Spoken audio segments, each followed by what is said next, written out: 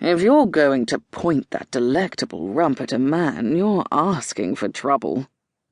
Caitlin cursed under her breath and ignored the cultured baritone voice goading her from behind. She remained bent, focused on her task, determined to clear the stone from her horse's hoof. Still, irritation dribbled down her back. If she were a cat, her hackles would have risen. She knew whom the voice belonged to. She'd heard the melodically ducal tones in church and the village store often enough.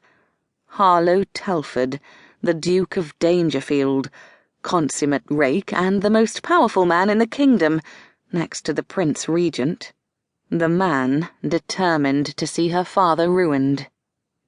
Of all the damnable luck, why did she have to run into the likes of Dangerfield on her very first gallop upon Ace of Spades? She rarely rode her horses off the estate, and certainly not dressed in men's clothing. Why did he spot her today of all days? She needed to put the stallion through rigorous race condition, and had ridden farther than she'd envisaged. "A woman with a derriere as luscious as yours should not wear trousers. It is most distracting." He'd moved closer. She inwardly sneered at Dangerfield's banal approach. She expected nothing less of him. The tall, arrogant Duke lived for pleasure and frivolous pursuits. He was a typical rakehell who cared for nothing but himself. She held in her sigh and would not let him distract or unnerve her. With the stone removed from her horse's hoof, she straightened and turned to face him. Too fast. She gripped her horse's mane for support, the sudden rush of blood from her head making her dizzy. It certainly wasn't his captivating, sensuous smile. She, of all women, was immune to the fancy ways of rakes. Yet her breath hitched as her traitorous eyes appreciated his beauty. She looked up, and then up further. Goodness, she'd forgotten how tall he was. Not too tall, though. Any shorter and his massive build would have made him look decidedly out of proportion. His glossy black curls were tousled from his ride, and her immediate reaction was to tug them straight and watch them curl around her finger.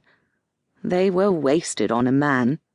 His eyes sparkled with amusement, the deep grey as beguiling as the man.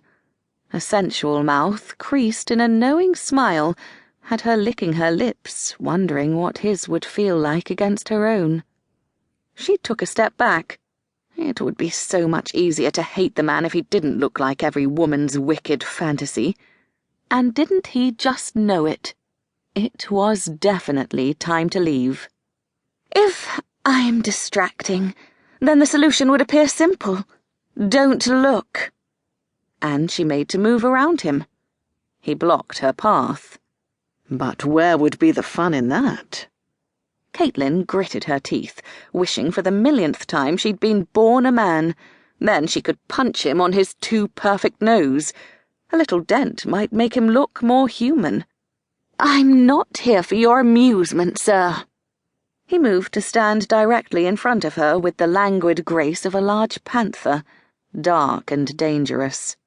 "More's the pity." "If you'll step back, I'd like to mount my horse." "I know what I'd like to mount," she heard him say under his breath, a scandalous utterance that she wisely chose to ignore.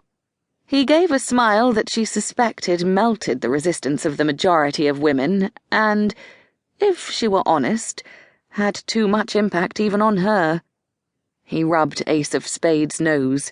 It appeared her finely bred stallion wasn't impervious to the wretched man's charms either.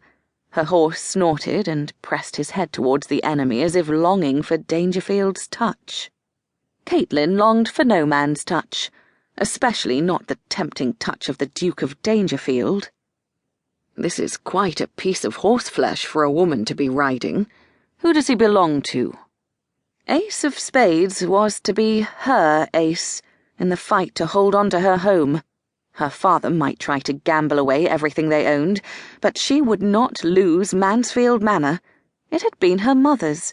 As the eldest and, as it turned out, only daughter, Caitlin would inherit the manor upon either her marriage or her 25th birthday.